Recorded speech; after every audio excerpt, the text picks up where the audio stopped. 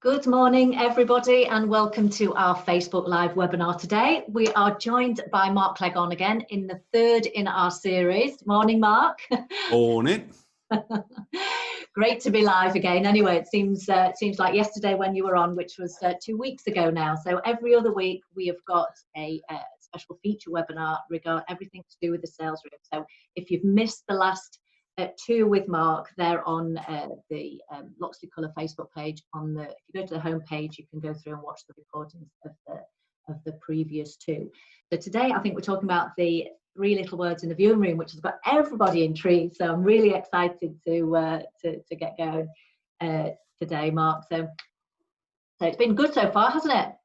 Well, it's not for me to say, is it? It would be wrong to say, oh, I'm really good. That's for others to actually say whether they've enjoyed it or not and things really. So yeah, I hope they've enjoyed an insight anyway, you know.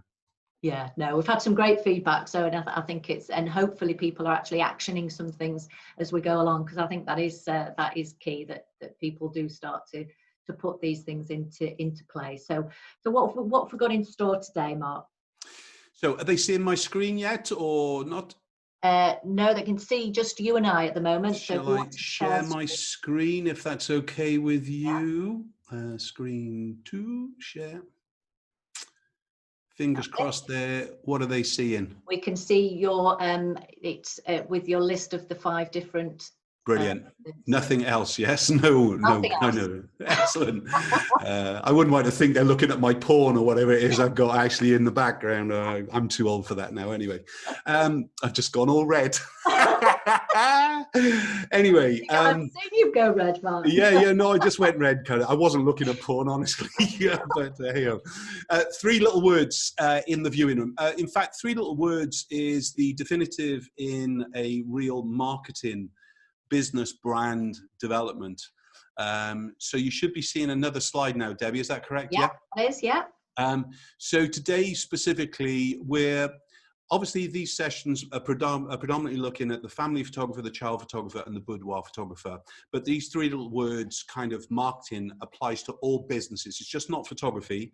It's just not sales. It's everything. Okay, so we're going to cover a little bit of everything. Then I'm going to give you 3 magic words that I'm going to ask you to say in every single post-session pre-sale. And I'm going to ask you to say them in the viewing. Okay, and there's 2 different sets of 3 words, and that's all you've got to remember for the rest of your career is these, and it will absolutely make a difference. If you don't say them, you're an idiot. All right, so that's the idiot. You know, I know my bedside manner is a bit kind of to the point anyway. So we're going to be looking at what are your 3 little words and what are other people's 3 little words. We'll play a little bit of a game. So Debbie, be aware you are playing a game today and you are the active one, all right? We're going to be looking at 3 little words for marketing and business and promotion. And we're looking at the top 100 words that the marketeers categorize them as, so you can start to understand what might be right for you and your business and what to apply and everything else within things really. We're going to be looking, or at least discussing a little bit about 3 little words from your clients. That's really about referrals and review. And then we're going to actually, as I said, look at the 3 little words as far as the sales room right at the end is concerned. But again, they are magic little words, and if you apply them, it will work within your business. And then when I talk about unpeeling your onion, if you've got any questions as we're going on, I'd be interested to hear what your 3 little words are in your business. So that's what we're going to cover, Debs. Excellent. Sounds good. So has Loxley's got 3 little words? Too many words, I think. Okay, all right. So this is the little game to get going with, all right? All right, and I'm not telling you the answers at all, okay? Never knowingly undersold. Do you know who that is? Yeah, I think that's John Lewis, isn't it? Correct, but it's about to change. All right, so this is quite huge, in fact, in the world of marketing, that when people change a tagline that has been with us for such a long time, it is massive. So these don't kind of, oh, I'll change tomorrow my 3 little words. That's why I've led with it, in fact, is because it is going to be significant. They're not even letting the new three little words out of the bag yet, as far as I'm aware. We haven't seen that coming through. But three little words, I mean, we couldn't have picked a better week because they only announced it on Monday that they're going to change these three little words. And obviously we've been planning this for weeks and weeks and weeks, haven't we, you know? So anyway, okay, have a break. What's that one? Kit Kat. There you go. Taste the rainbow. Now I just had to Google that one. Oh, you cheat. Go on, what is it? It's Skittles. It is, yeah. I'm not going to Google anymore because that. Okay, yeah. Just do it. That's Nike. Okay, I'm loving it. McDonald's. Yeah, impossible is nothing. I'm not sure about this one. Is it? Okay, make it matter. I don't know, but that bottom one, they're changing the bottom one. Hang on. Empowering us all. Empowering us all. So I'll give you a little hint. Those three belong to actually one company. Right. So when they have multi categories under the same brand, they often have three little words that represent the kind of the sub-brand. So they are in the world of Microsoft. Right. Okay, so if you want to know what they're relative to, you'll Google that at some stage. Okay, finger licking good. KFC, but they're you're really good with all the food ones. I know, you're really good with all the food ones anyway, all right? So here's some other ones, okay? And as you'll see that it's not always about three little words. There might be a fourth, there might be a fifth, but a tagline really sums you up. Often when people join us with the experience group, and we've done business sessions over the past, we talk about your elevator pitch. And an elevator pitch is technically, you got 30 seconds between floors. Somebody turns around you and says, so what do you do? In a floor, in an elevator, you have to do your elevator pitch and it has to tell everything about your business straight away. So one of the good things is if you identify with your three little words, all you ever have to remember is those three little words, and you can do an elevator pitch at any stage, anytime, anywhere. So you have to start to actually think about what your brand is summed up by, and often the tagline and it's going to actually be that kind of thing that we're kind of following it through. So again, just a couple more here. Power to do more.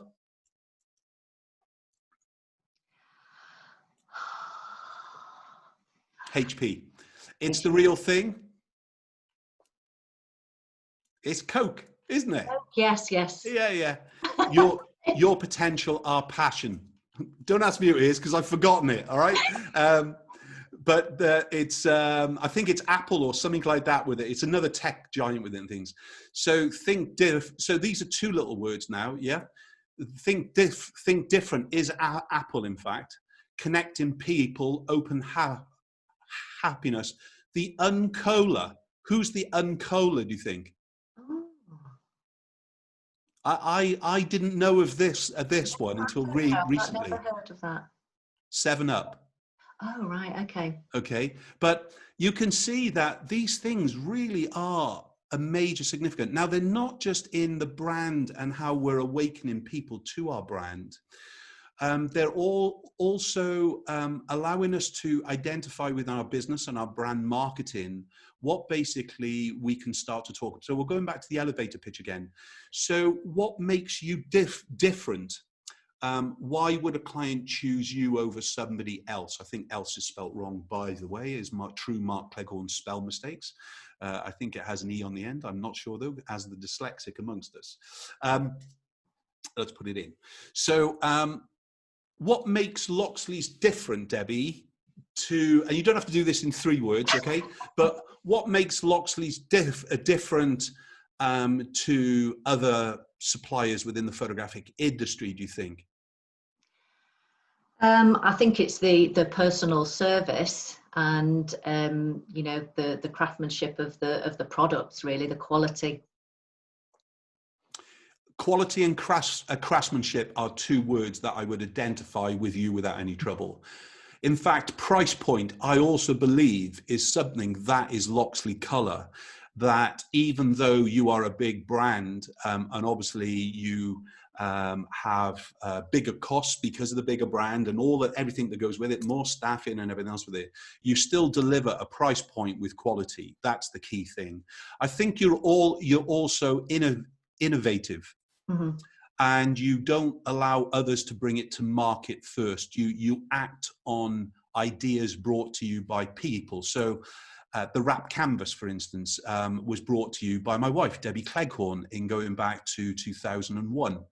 And before that, the wrap canvas didn't exist within the industry. We brought you, Mark Cleghorn brought you the coffee table album as an essential part that we needed within the world of photography. Up until that point, we were using consumer coffee table books, and we needed a professional version of that. So Ian, the owner of Loxley Colour, I believe within a week jumped on a plane to Paris, researching glue for the next 3 months. You know why? Because obviously he didn't want it to fall apart and blah blah blah. So when we start to look at what are the 3 little words that can identify you, honestly now, Debbie, for a minute, when you talk about Mark Cleghorn, not experience, not academy, honestly now, I don't mind, you cannot offend me, all right? What are the 3 words that you would identify me with? It's tough, isn't it? I said it was a game today, didn't I? It's hard to get down to 3 words, Mark. Yeah, I know, yeah. Pain in my arse. Wish I hadn't met him. You know, that's okay. But, you know, these are the kind of thing. What sums you up? What sums me up to you? And I won't take offense at all. No, I'll... inspiring, and you know, that is a word. And it's funny we're talking about this because with some of the experience group, one evening we were sat in a bar and we were playing the Keith Lemon game, Don't Show Keithy Teeth, and each the topics that were going around, one of the topics was, okay, one word for Mark Cleghorn. So oh God, I haven't heard this at all. Go on then. So I won't reveal them all. No, they were all good. Go on. So that's one. Give me another 2. That were, you know, inspiring, and I'm trying to think of a word that condenses a few words here. Straight talking. I'm wanting to say, you know, say it as it is. You know, there's no pulling punches really. So a word for that. Okay. Strong-minded, but another word, I've got it in my head, I'm struggling to get it out.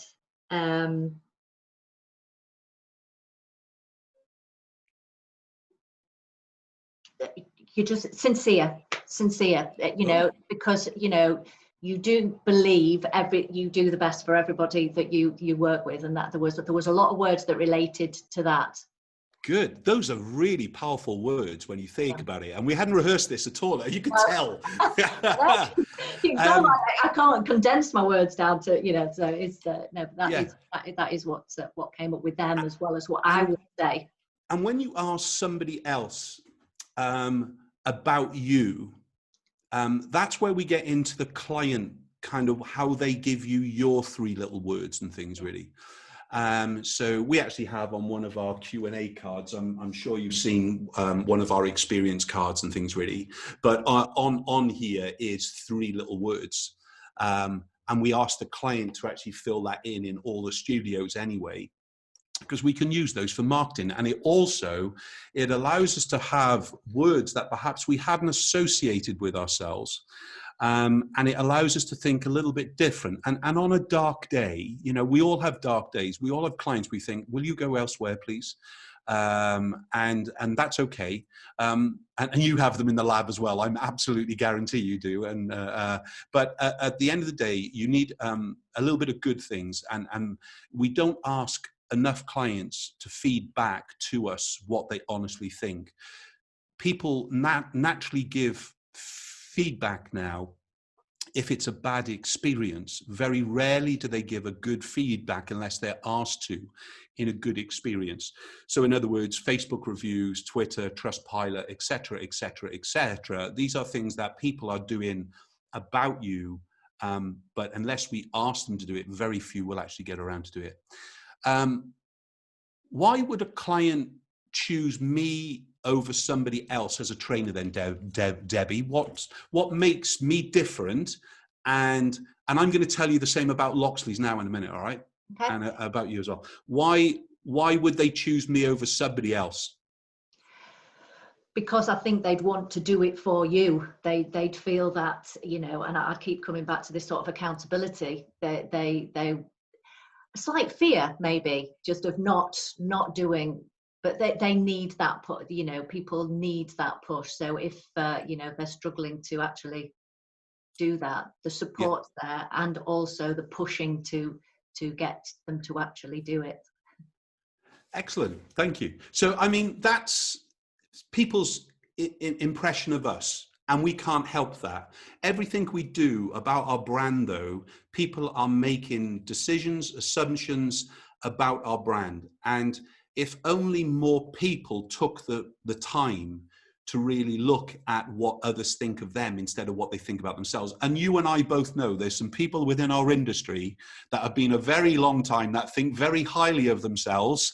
Perhaps they haven't got the actual kind of the background to actually live up to it or whatever it would be and things really. So this isn't me trying to actually, because you could have said, you know, arrogant, intrusive, obstinate, aggressive, impatient. You could have used those words about me and I would be okay with that, I promise you. We cannot ask for three little words without getting the truth back. Mm-hmm. But you'll find that most of your clients, in fact, will identify you with more positivity than what we were doing it. So thanks for being nice to me, Debbie. And as far as preconceptions, you know, when you say those words that you just said then, those are preconceptions. We get them sometimes with lots of, they have preconception that because we're a large company, we're more expensive than everyone else, or, you know, and things like that, or they don't count. We've not got, you know, if they're a small customer, it's exactly the same. It's preconceptions, isn't it? And it's, we did the sales tour a couple of years ago, didn't we, together? And basically, I forget where we were. I think it could have been Milton Keynes. And a woman, you know, any questions, and a woman put up a hand, and it was me and Ellie doing this kind of Q&A and things really. And she said, I want to ask him a question, but I'm scared of him. And it was like, really? Oh, I'm sorry, but I've got half an hour to change your lives. I'm trying to do it. Let's get to the point, and so on with it. So make a difference. So some things are going to be said to you, unpeeling your onion as we're going through it, and they're not going to be things that you want. Okay, so I'm just going to quickly flick over these because we don't have time to go over them, but this is just an article by James Shearer, and he wrote about the 100 powerful marketing words to boost your brand, and I just thought I'd kind of pull these up anyway. Obsession, surging, pioneering, unsurpassed, confidential, bold, tempting, unconventional, astonishing, epic, explosive, secret, unusual, daring, imagine, discover, create, polarize, and inspire.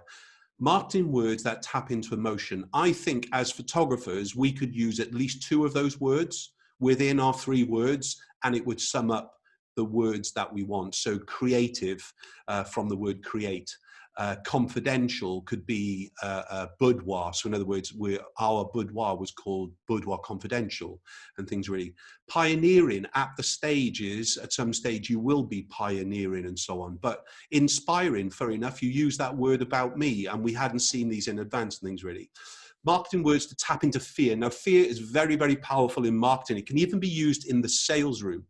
Okay, so remember the words that we just saw here could also be used in the sales room where traditionally sales are based around emotion, logic, the 2 main things that they're based on. There's another one as well. We're not doing that today, okay?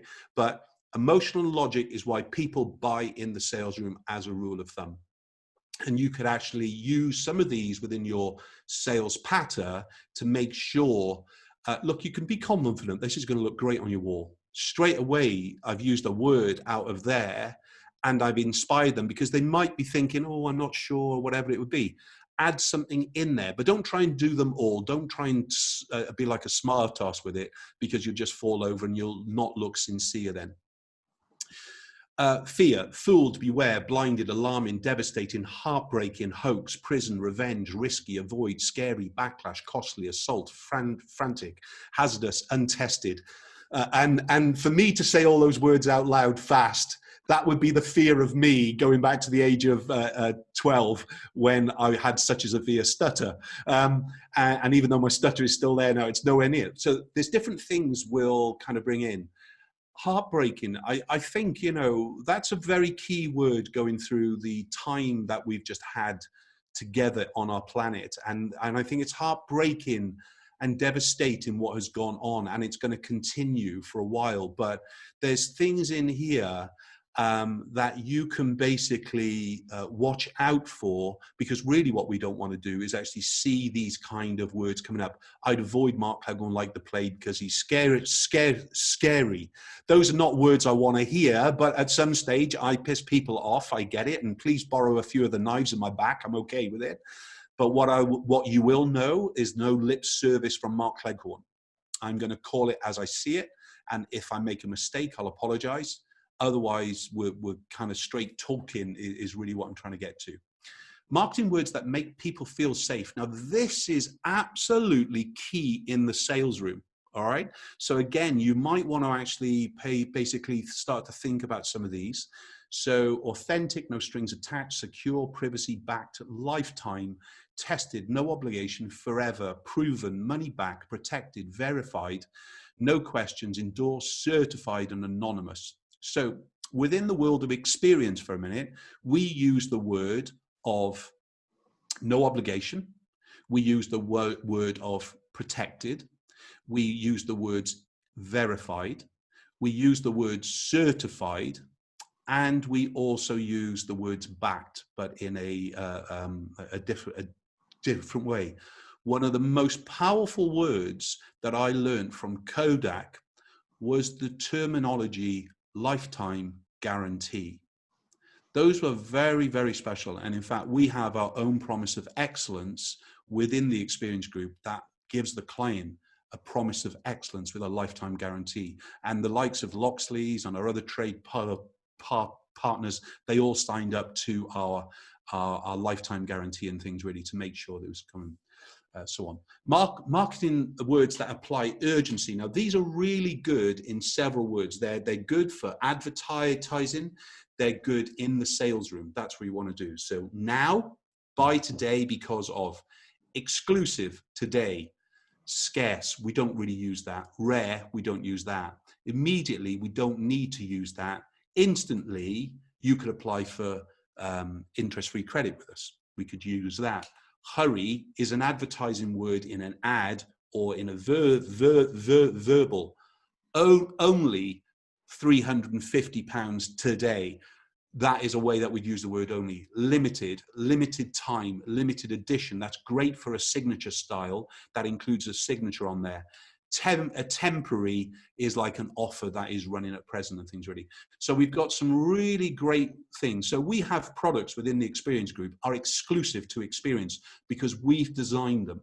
We hold the control of production because they are exclusive Experience and they are high-end looking things. Words that show value. We'll come to the end of these, Deb, so don't worry, love, okay? Free, proven, lucrative, unbelievable, bargain, double, affordable, convert, essential, detailed, better, new, remarkable, professional, best-selling, guaranteed, unique, improved, tested, immediately, bonus, easy, advanced, results, effective, massive, impactful, increase, expert, lifetime, highest, lowest, signs, and signs again. Wow. That is everything you need in front of you to create about 4 paragraphs. That is your elevator pitch. You don't need anything else. You can create an elevator pitch now. So like a rapper, yeah, I won't even try and rap, all right? But a rapper could take some of those words and actually go about something, and all of a sudden they're going to start to kind of be bringing those in. Those words in front of you there are probably the best words for you if you're looking to actually understand a little bit more about you, a little bit more about your brand, a little bit how you're going to be perceived to clientele and so on with it. But I would use that slide more than anything else to actually tell you about the world of your business. So all your brand needs is 3 little words. So if I'm a boudoir photographer, creating powerful women. wow, I've got a powerful woman in front of me there, in fact, Debbie Bedford. Believe me or not, if you haven't met Debbie, that is a powerful woman. Debbie has a wonderful family, and she works hard, very, very hard, not just in work time, but outside of work time. So that woman could use, i.e. Debbie Bedford, could use the words for her kind of thing, creating powerful businesses, creating powerful photographers. She might soften it a little bit and go, oh, well, I can't do that because I'm a nice woman. So I'm going to say helping creating powerful people, powerful photographers and things. And we soften it down.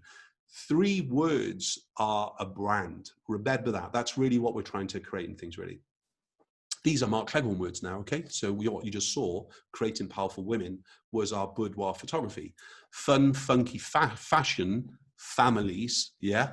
Fun and funky fashion photography for families was our terminology in the late 90s. In fact, last night on Facebook, and I don't do Facebook at all, as many of you will know, but basically a client from 27 years ago, or was it 28 years ago, sent me the photograph I did of her at 1, yeah? That is absolutely horrendous Mark Clegg photography. And if I showed you the other parts of the session, then you'd really see it. But that's to do with her christening, in fact, all right? So that's why it's more of a classic kind of thing than what I do today. I promise you, I don't shoot that shit. But I'm a prostitute. I was a prostitute as a photographer. I opened the business in the late 80s. I was working for a photographer. I was married with 2 young kids, a mortgage, not a penny to our name.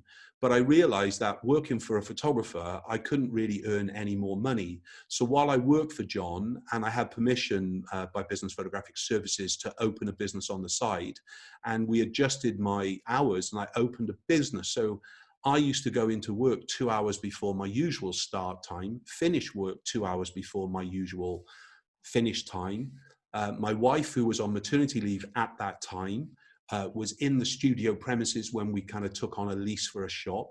She was there with the kids all day, picking up the phone, feeding them. You know, we had our till nicked once because she was breastfeeding out the back and she left the door unlocked, all right? This is the reality. So if you're coming to me and you're thinking, I've got a silver spoon in my mouth, you ain't getting that. This is a butcher's son that's worked from the age of 10. All right. And I got no problem. So when you come into me and you're going, oh, I only want to work 3 days a week, a few hours a day, I'm okay with that. But don't then go, oh, why are they so busy? Why are they earning so much money? Because they're doing 5 days a week and they're doing 8 hours a day and so on. But as far as what we're trying to achieve, I've lost my track there a little bit, I do apologize.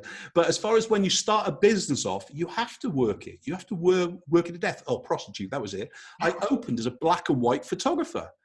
And unfortunately for me, people were coming through the door going, do you shoot color photography? And there's only so many times you say no before you go, yes. And then all of a sudden you're a prostitute because you're basically doing what people want you to do rather than actually keeping to your own agenda. But again, it's a poor artist many of the time that keeps their own agenda with it. So in your 3 little words, if you can't define your brand in 3 words, kind of, they say give up your day job and try writing the novel instead. In other words, if you can't get your tagline within the 3 words, basically you don't understand your brand and you're creating 2, 3, 4 paragraphs through an elevator pitch, but that is not a tagline. That's an introduction about you on your website and so on. I don't want to know that you studied GCSE photography and basically you went to night school and you used to be an IT consultant and now you wanted a change in life. I want to know why I trust you. I want to know why Debbie is willing to give me her 2 young women now, not young girls when I photographed them last, but young women, and trust them with me as the photographer to create and bring out their little characters. Trust is a word I think many of us forget. And I think trust is a word now that is being used more than ever before within the world of businesses, because we're inviting people into our shops, our stores, and our studios. And in fact, we are saying, trust us, we're there. you know, let's face it, if we've always created a clean environment, I never used to clean the studio down between sessions. I never used to wipe props down. The reality is today we do. Our cleaner used to come in once a day because we were doing 6 sessions a day and blah, blah, blah. They had to do the hoover and the quick polish and everything else. I bet she never cleaned off flipping props down once a week. You know, the reality is trust. Now today, if I'm employing a cleaner, I've got to trust them to do what I'm asking them to do. And those clients are also trusting us as well. You know, trust us, we're professionals is very easy to say. It's not very easy to keep up with. And I hope that if you're promising things, you are delivering. So the 3 most powerful words, you can switch off after this one slide, okay, with some other things to go. The 3 most powerful words I want you to remember are most people buy. Now, that is going to be said in your PSPS, and that is also going to be said in the actual sales room at some stage, depending on your script. Now, we have PSPS scripts, so that's the post-session pre-selling script. So once they finish the session, before they come back for the viewing, obviously, and before we make them an appointment to come back for the viewing or going into the instant sale, whatever it is. But when I finish my job as a photographer, I need to do the post-session pre-selling. And in that post-session pre-selling, I have to use the words most people buy, because I have to tell them about my middle package, because if I don't focus in on that one thing, they're not going to go away thinking that they're going to be buying it. I don't want a discussion in the viewing room. I want the discussion on the way home in their car. That's where I want that discussion. In other words, the photographer said that most people buy their middle package. The photographer said that most people buy this. Do you know what I mean? Those are very powerful. So, Debbie, do you use similar words in that? So if you were at the likes of a trade show, we don't exist, all right? January, there'll be one anyway. But if you were at a trade show before lockdown, all right, somebody comes up to you and go, oh, hi, can you tell me a little bit about Loxley Colour and everything else with it? How would you talk about specific products? Would you guide them towards something? How would you do your pitch? It would definitely be very similar to yours with the most people buy, because people do want to, you know, they want that. There's so much choice. And I think that is sometimes they want to be steered and guided by, you know, the professional, depending on what genre. For us, it depends on what genre, you know, so it would be very similar. So the first thing that you would do is ask them what kind of photography you do, isn't it? Yes, you need to understand the business or the person first. I've got to know your business, or I've got to know your family during the chatter. So during that, I have an idea of knowing what will actually sell. So for instance, we know that in the world of boudoir photography, the easiest thing for us to be selling, doesn't mean it's the best thing for us to be selling, but the easiest thing for us to be selling is either going to be a box of prints, mounted box of prints, it's going to be an album, and possibly there might be something for the wall, but most wouldn't be buying for the wall. There'll be a percentage of people who do, and the people who actually sell boudoir as wall art use the words, and most people also buy this. So it's that kind of thing. So if I was a family photographer today, Debbie, and I came up to you at a, this is unrehearsed, by the way, boys and girls. She has no idea what's going on here, all right? So if we were looking at, I've come up to you at a trade event. Let me just go to Loxley Colour. And I'm coming up onto a trade event, and I'm coming up for you for the first time. You don't know who I am. Take it away, Debs. Hi, Mark. Hi, Mark. Are we role playing now?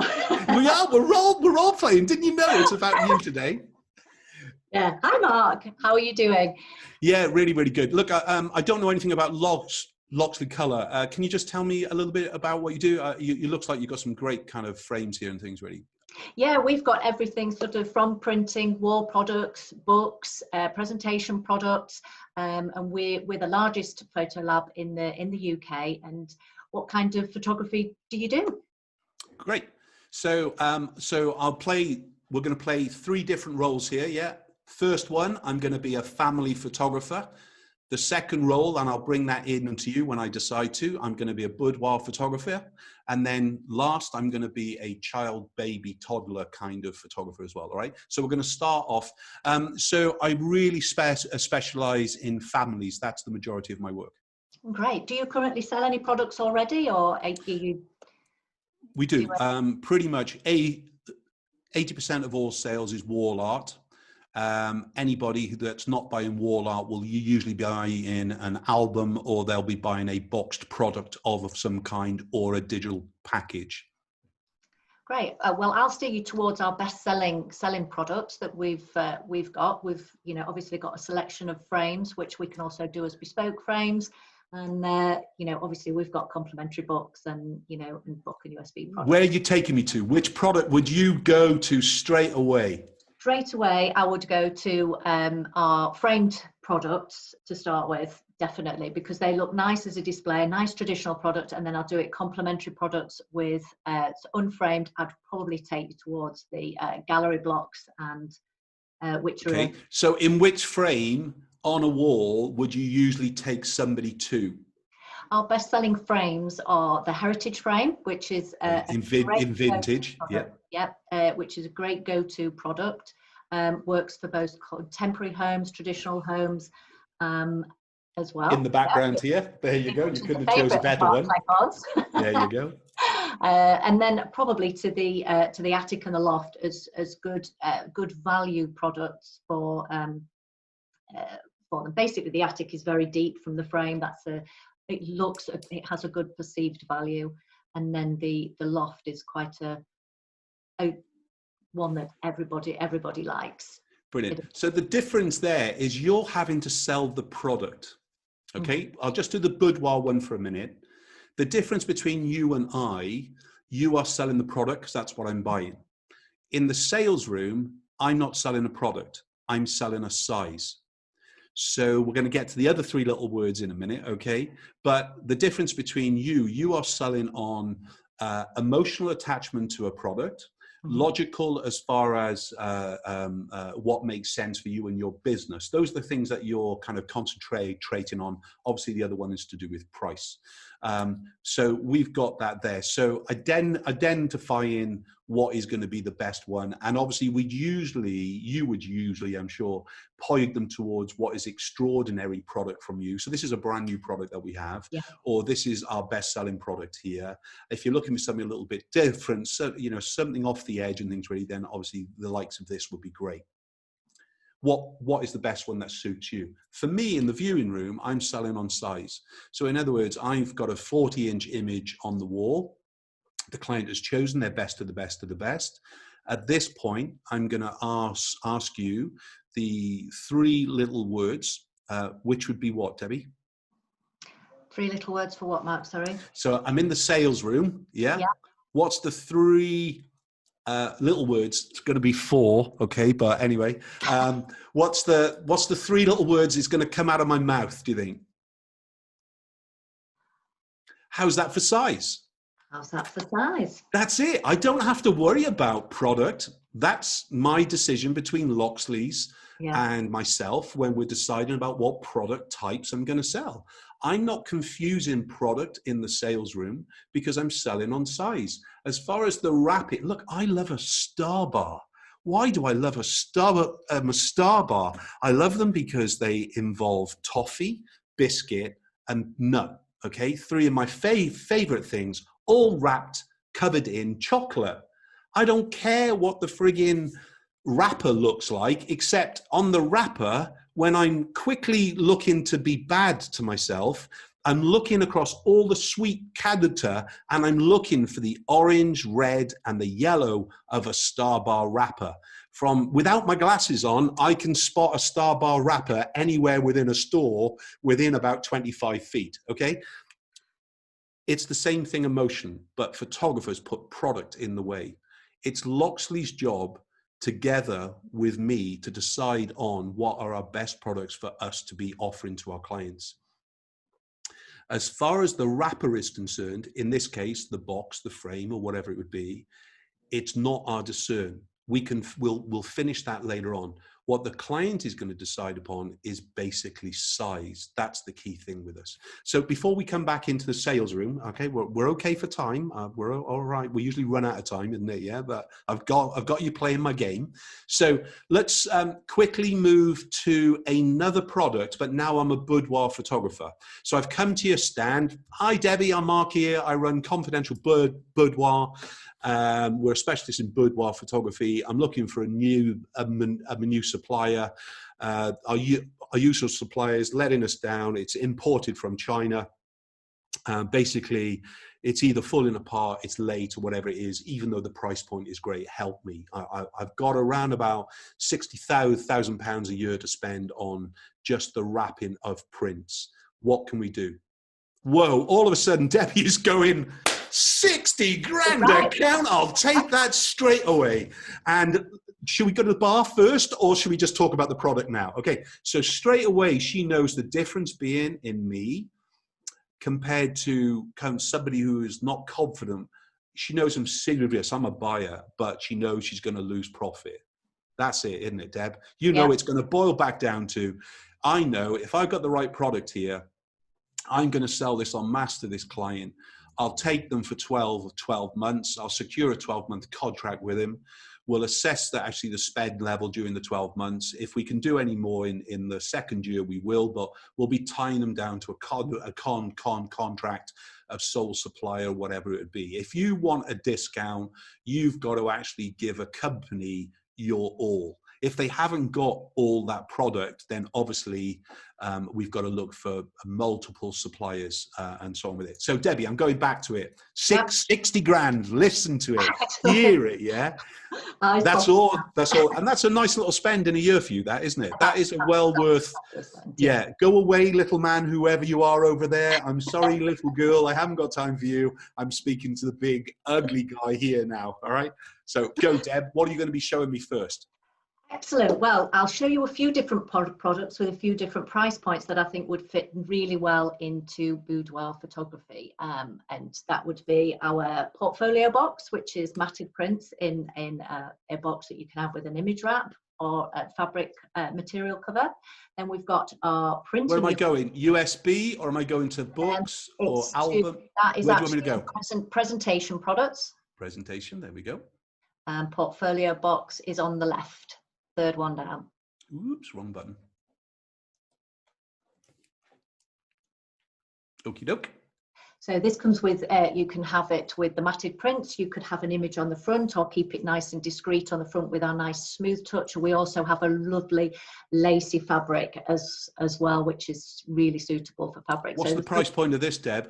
So the price points of that for the box alone, personalised, I think it's about £54. And then you've got the matted prints, 10 by 8 matted prints, I think about £4.75 each. So if you're looking at 10 matted prints in the box, you're looking around £100 plus VAT. Is it fully produced by you, or do I need to actually put the prints in myself? It's fully produced and finished off by us, so that will come in sealed. So there's no moving around of the prints or anything like that. So it will come ready to hand over. So if you've got a big throughput of clients, which it sounds like you have, then this will be the ideal product that you could, once it's received, you can hand straight over to the client. Could I carry stock on this, Debbie? So basically, instead of a personalization to the client of your studio brand, I'll basically look at either print through you, but probably will actually print ourselves so we can actually ship out the same day product. Is that something that we could do with this product? Yes, definitely. This is probably the ideal product because you could put your own branding on the front and then, or some keywords that, are your selling points and, just have those in stock. So you could just purchase the boxes. Is there a simple way for me to just email through, need another 100 boxes, or do I have to go through a rigmarole of kind of ordering on the website all the time? What's the best way for me to work with you if I need 100 boxes at a time? Yes, they could just be emailed through. If, just saying if it is the same box, we'd keep that on you know, on record, and you can just email through what another 100 boxes, especially if it's the same. If there's change to it, then we'll just need a bit more information on that. What about custom colours? If I want a studio specific colour, is that something that you can accommodate me with? It will take a little bit more time just for testing, but yes, that's something we could look at. Yeah. See, it's a different discussion, Debbie, isn't it? You know, but you know, the answer is either going to be yes or the answer is going to be no from your point of view. If I'm going to ask you a specific question with it, like the custom colors, you're either going to need to know those answers or not with it. And that's the problem when you put somebody with the wrong person on an exhibition stand, is all of a sudden they need to go, okay, I'll move, I'm not as familiar, and you probably need to speak to a key account manager. I'll just get Debbie for you. Is that okay? That is where they would bring them over to you, isn't it? If they didn't want to deal, because they're hearing about these numbers and everything else with it and things really. But brilliant. Well played, Debbie Bedford. Nice game. We should play this more. Okay. So how's that for size? All right. All men never say that to a woman ever in life, okay? So I'm really sorry to be coarse at that point, but take it out of the script or whatever it is, all right? But how's that for size is when I'm showing them a 40-inch image on the wall, and then basically I'm just saying, so how's that for size? So very, very powerful words there. There, 4 little words back is going to be, how much is it? We just heard in a scenario of Debbie on a stand with somebody, these answers are being said in exactly the same way. These are just sales words, they're discussions, they're conversations, and don't think of a sale as anything, okay? But how much is that is going to be their reply. Fully finished at 6:50. Shut up, don't say anything else. That's it, it's 4 little words again. At that point, they're going to be saying something else to me. What's next size down? Or I can't afford it. Yeah, there's another one in a minute, which we'll get to. Okay, so what's the next size down? Or I can't afford it. Answering the first question would be 24-inch perfect for above a 2-seater sofa. Is that better for you? So again, we're moving away from 4 little words, but minimizing what we're saying. I don't need to say anything about the heritage frame. I don't need to say anything about loft. I don't need to say anything about acrylic or aluminize or anything else at all. We're talking, how's that for size? And basically, the client is either going to say, yep, that's good, or no, it's too expensive or size. Remember, they've got a price list in their hand. We've given it to them at the PSPS stage. We've talked about our pricing at the PSPS stage. We showed them the sizes at the PSPS stage. They've gone away and probably they've put the price list in their bag and they've never looked at it again since. So if I don't do a proper PSPS with them, I can't fix the sales room. The person in the sales room is now beginning to work for, oh my God, how much do you charge for that? Well, we never expected to spend that. Bang on. You haven't allowed that sales person to do their job because you haven't helped them to begin with. The worst words we can ever hear, all right? My budget is $250 or whatever. My budget is, the last words I want to hear is my budget. We'll get back to that one in a minute. Or I can't afford it. Okay, we hate to hear that. And what's the free one, or what's the inclusive one, or whatever you kind of the kind of the 4 words in the sales we always want to go. Oh well, we don't talk about that. I'll talk about it because those are 4 very powerful little words there. And if you listen to the client, we can solve it.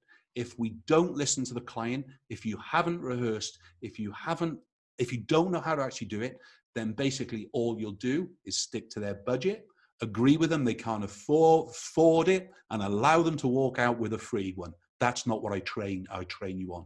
Every single one of those has an answer that is nothing to do with hard sales. That's absolutely key. I do not train a hard sales environment because that just comes back and bites you in the arse. And those were some of the words that we saw earlier on today with the fear. So that's us for today, Deb. I kept to time for a change. I'm not sure if there's any questions coming through or if there's anybody live online with us. I've got no idea. So what we just covered there were what are the 3 little words that you use and we use and so on. 3 little words for marketing, business and promotion. We talked about the 3 little words that we can get from our clients. We just finalize then with those 3 very powerful little words, and then the scenario about the 4 little words of discussion. And then, of course, along the way, fingers crossed, we've unpeeled your onion a little bit.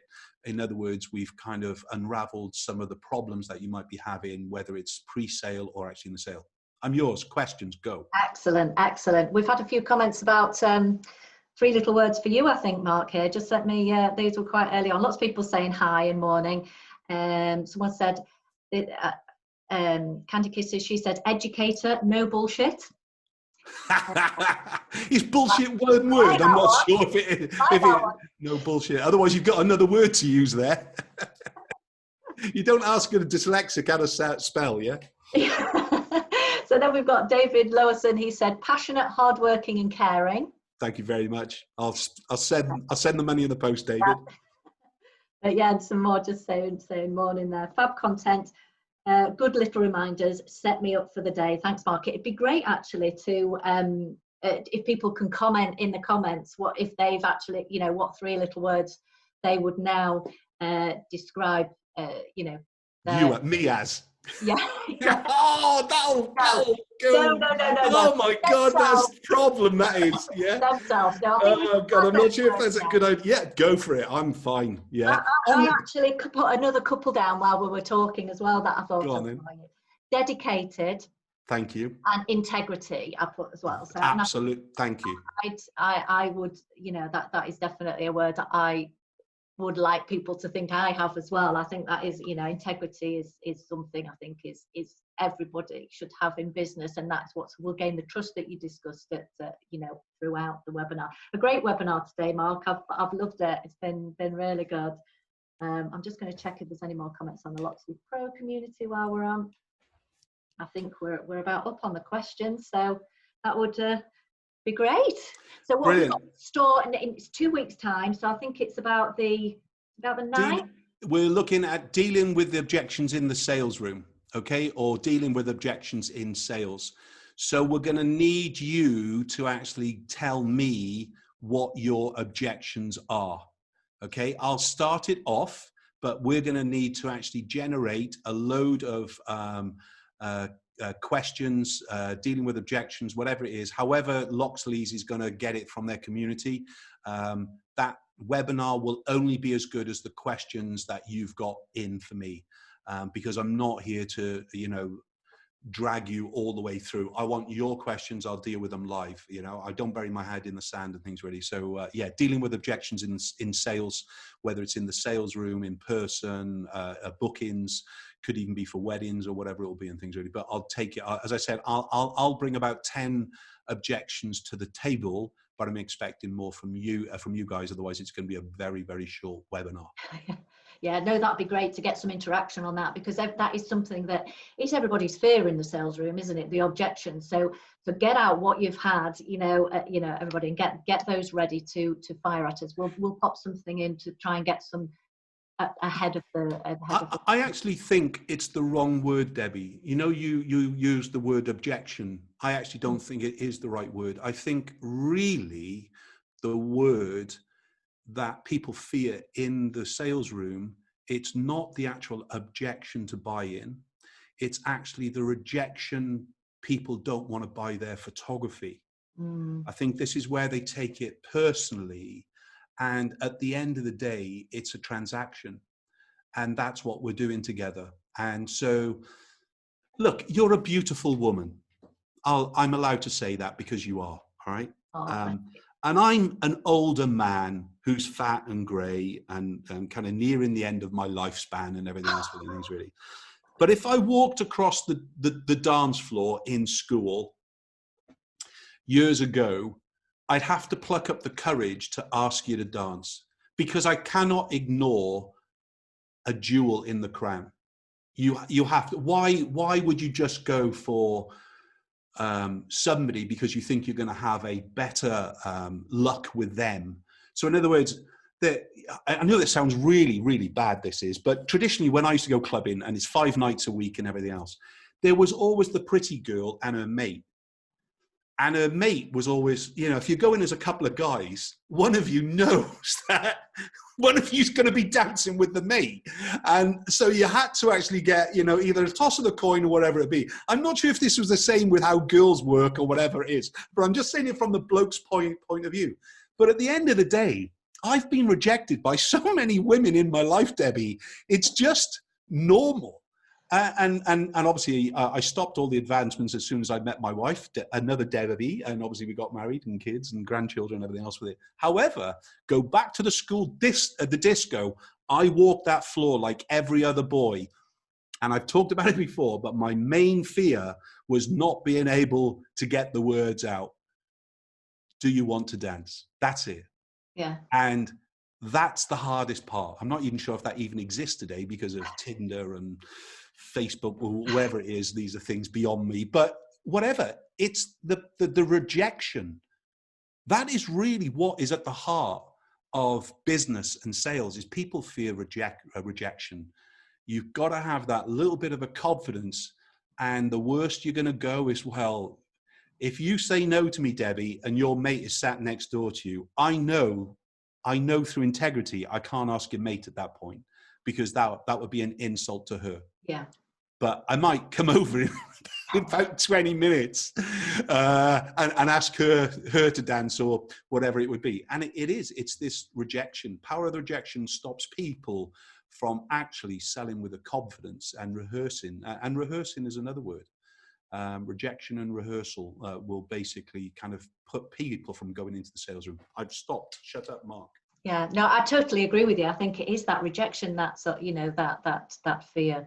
And I know you would have rejected me. It's okay. You're much younger than me. I'm okay with it. I'm all right with it. That's what I would have asked you. You, Mark, and got you up dancing. That's what I would have asked your mate, Debbie, and made you feel bad. Anyway, go. Any more questions there at all? No, there's just lots of nice comments, Mark, which is lovely. And a link, actually. So Dave Cameron's put a link on, and I think it's some power words. So I might have a little look at that afterwards. So that'll be great. But very good. But yeah, so yeah, looking forward to our next one in 2 weeks. 2 weeks time. So that should be great. But have you got any links for any of the experience? Like, if anyone wants to look into any of those bits and pieces? I haven't got a link there, but I'm sure we can kind of do it anyway. I was just about to change this slide. We're dealing with rejections on the dance floor. I think that's what we should change it to. Yes. Yeah. So the next I don't know how to spell rejection. All right, but that's what we're going to do with next with it. Experience. Obviously, we'd love to chat with you about experience anyway. We launched XPERIENCELITE, which should be the 2021. Again, we've had experience running. We're in our 6th year now. At the beginning of 2020, we kind of launched 2 different types of experience. It has changed itself over the past 6 years anyway. But we launched basically an online version of experience for those of you who couldn't get down to our training facility in Barry, Gavin and Stacey Land, as it were. And basically we launched experience online. Obviously, because of the pandemic and everything kind of limited what we can do, we changed all our existing membership to experience online. So obviously that radically changed their fees for the year downward, which some of them liked. But in the same way as well, then we had 3 new programs ready to go live for 2021. And we decided to actually bring them ahead of time. You know, let's face it, 25 quid a week. It should be a no-brainer to join XPERIENCELITE. It doesn't matter what size business you are, 25 quid a week should be, as I said, a no-brainer. If you obviously want to join one of the other kind of bigger experience groups, then you can. But XPERIENCELITE, it still delivers bi-weekly sessions together as a group. Bi-weekly, that's with me, and then bi-weekly with Jay. We've got 7 campaigns, some of our best campaigns within the experience group, rebranded, ready to go live, which you get 2 of. So you could pretty much generate a minimum of 30 sessions, if not closer to 100 sessions using the 2 campaigns and our marketing. We've got all the words there for you. We've got all the graphics. Literally, as I said, we built XPERIENCELITE as a no-brainer. And realistically, if I can't earn you £25 extra profit a week, there's something seriously going wrong with what you're doing within your business. It should be a complete no-brainer. Plus, obviously, the discounts from our trade partners, including Loxley Colour. It really is to you. You know, some of the words we saw today, you've used them, some others have used them as well with it and things really. But the main thing is making sure that we deliver. For us, if you don't apply what we're asking you to apply, it does feel like a head-banging exercise for us. But we also get it. You're juggling businesses and you've got to kind of make it all work and everything else with it. And that's why, okay, in the first few weeks or months of experience, no matter what, whether it's light or online or guru, etc., it's really down to you. But as far as the join of experience is concerned, I shouldn't need to sell it. You should be saying to yourselves, no matter what, I'm joining this experience because the guy's straight. He's not mucking around here. He's teaching me things that I might be reiterating things that you already know, but I'm forcing that down your throat often. And by doing that, it keeps you kind of pushing forward with it and things. I recently asked a guy who'd actually just joined Experience, and they've been in business for about 9 or 10 years. And he hung on at the end of one of the sessions, and I said, at that point we were just one-on-one, and I said, can I ask you a question? I said, why haven't you joined now, before now? I said, why didn't you join 3 or 4, even 5 years ago? He said, you know what? I've been involved with so many trainers for so many years and listened to so many seminars, and I've done so many things that I just get tired of what they're saying and they're not delivering. Mm-hmm. And this guy has just relaunched the business, and I've kicked their butt because they're a business. And I'm saying, you have neglected your business because others have given you bad information or wrong information, or they haven't been strict enough with you and things, and they haven't said the right things at the right time with you. And I'm not here for lip service. And he said, no, I can see that. But from there, you know, systems in place now within weeks, and the business has already begun to turn a corner. And yes, there is a lot that you have to do when you join Experience with it, but there's a lot in anything we do. And procrastination, I just need to take it out of the way and things really. Sorry, Debbie, I've gone on a little bit on that, but yeah, no. Trust is a key word. I can't remember if that was a word that you used, you know, for me or not, but you've got to trust me in this. You've got to just get out of my way, do what I'm asking you to do what Jay says. And as much as you want to personalize your business, first of all, let's earn some frigging money together. Yeah. And let's do that. I think there's never been a better time for people to look at something like this. And if you break it down, you know, as like what you said, like £25 a week, it is kind of almost a no-brainer. And then, you know, if that's working, you know, then take the step up to one of your more involved you know, experience groups, you know. Yeah, but I've even told Laura, who's obviously in charge of business development and things really, when we launched XPERIENCELITE, and obviously we've still got things like Experience Online and the others and things really, but I just said to her, you know, don't worry about the upgrade. People will see what we do from just the XPERIENCELITE before they kind of almost double their money to $250 a month. We're not even doing it in that way. I've told Laura specifically, don't worry about the upgrade. We haven't launched XPERIENCELITE to get you in to then upgrade you. Yeah, you'll upgrade yourself at some stage or whatever. You might be just with us for 12 months, whatever it is. But as far as we built XPERIENCELITE to deliver, we know we'll deliver it. And basically, by doing that, it would allow us then to make sure that you're with us for a long period of time. And I think Loxley's and Mark Cleghorn have very, very similar values, that we're not in this for the short term. We're in this for the long term. We want a client for life. We're going to have some rows. We're going to fall out from time to time. But the reality is we're in it together. And that is absolutely key with it and things, really. And you can't do it all. You cannot be a photographer and a trainer. You have to run a business as a business with it. And I was lucky enough to retire from the world of photography through earning enough money in the world of photography. In 2001, I was able to retire. And then 11 years ago, we relaunched Photographer Academy, and we relaunched it because I got bored of being retired. That's it. But again, it's about the staying power, isn't it? Debbie, you're not just looking for new clients. You're looking for existing clients to stay without thought and still deliver them the best value that you physically can continually. Absolutely.